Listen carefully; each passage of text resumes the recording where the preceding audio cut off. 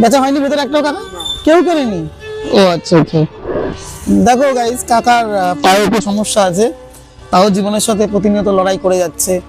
তো দেখো, এইসব মানুষদের দেখলে না আমাদের মানে খারাপ লাগে বলবো না, ভালোবাসা জন্ম হয়। আর কিছু করার জন্য না সত্যি কথা মানে সাহস পাই মনে। দেখো কাকার পায়ে একটু সমস্যা, কাকা হাঁটু হালকা করে, এই দেখো কাকার পায়ে সমস্যা দেখতে পাচ্ছ?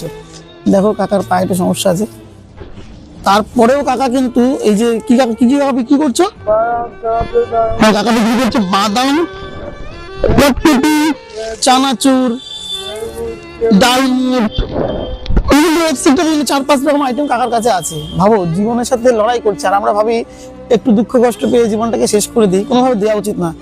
উনি ওনার এই শারীরিক প্রতিবন্ধকতা সত্ত্বেও লড়াই করে যাওয়ার চেষ্টা করছে। স্যালুট এই কাকাকে, স্যালুট। যেটা এখনো মানুষ নিজে বাঁচার চেষ্টা করে। তো কাকাকে দাঁড় করেছি, আমরা কিছু খাবার নেবো। তো দেখো রানাঘাটে কাকার সঙ্গে দেখা হলো, কাকা ভিতরে একটা বিল্ডিং এ উঠেছিল, মানে একটা অফিসে, ওখানে কাকা একটা বিক্রি হয়নি না? কেউ কেনেনি? কাকা বলছে কেউ কেনেনি। বাড়ি কোথায় কাকার? হরিপুর। নাম কি কাকার? মধু মধু ঘোষ। আচ্ছা আচ্ছা আচ্ছা আচ্ছা। কতদিন ধরে এই ব্যবসা করো কাকা? ও কাকা বলছে 25-26 বছর এই ব্যবসা করে। কত বেচা কেনা হয় ডেলি তাও? কত? 1000? লাভ কত থাকে কাকা? যাই হোক, দেখো 500-600 যাই লাভ থাকুক, 1000 বেচা কেনা হয় কাকা এরকম বলছে। আমি সেটা বলছি না, কাকা শারীরিক প্রতিবন্ধকতা সত্ত্বেও হবিবপুর থেকে চলে এসছে রানাঘাটে বেচা কেনা করতে। একদম কম ডিস্টেন্স না, অনেকটাই। ভালো লাগলো, ভালো কাকার আমি তো বলি আচ্ছা, আমার একটা দাও তাহলে এখান থেকে, ভালো করে একটা করে দাও।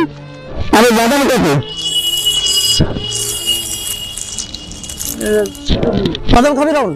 বাদাম কাজ করে দাও, দাও দাও, দুটো দাও, তোমার ইচ্ছা আছে। কাকা বলছে দুটো দিলে না, দুটো একটা বাড়ির জন্য নিয়ে, বাচ্চারা আছে। চলো কাকা একটু বেচা কেনা দেখো বস, আমরা বাড়ির জন্য দুটো নিলাম, আমি আর রাহুল একটা খাবো, আর একটা বাড়ির জন্য নিয়েছি। ভাই যেটা আছে পুষ্কর আছে, পারলে আরেকটা কিছু নিয়ে নেবো কাকার কাছ থেকে। আমি অবশ্যই নেবো। এইসব মানুষের কাছ থেকে কিছু কেনো বস। জীবনে কত টাকা কত দিকে নষ্ট করে ফেলি আমরা, এইসব মানুষের কাছ থেকে কিনলে না ভগবান ঈশ্বর তোমাকে আশীর্বাদ দেবে। আর এইসব মানুষের কাছে শিখতে হবে, জীবনে বেঁচে থাকার যে প্রেরণা বা কষ্ট করে হলে লাইফে বাঁচতে হবে। ডালমুট কত কাকা? ডালমুটটা দিয়ে দাও।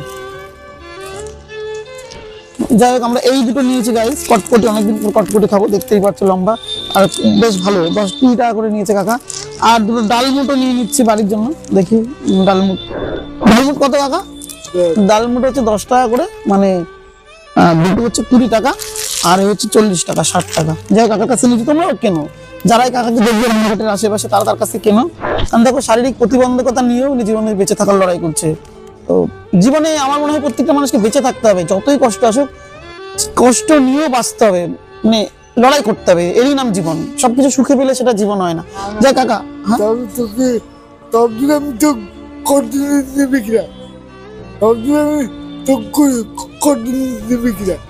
বুঝতে পারলাম না কাকা।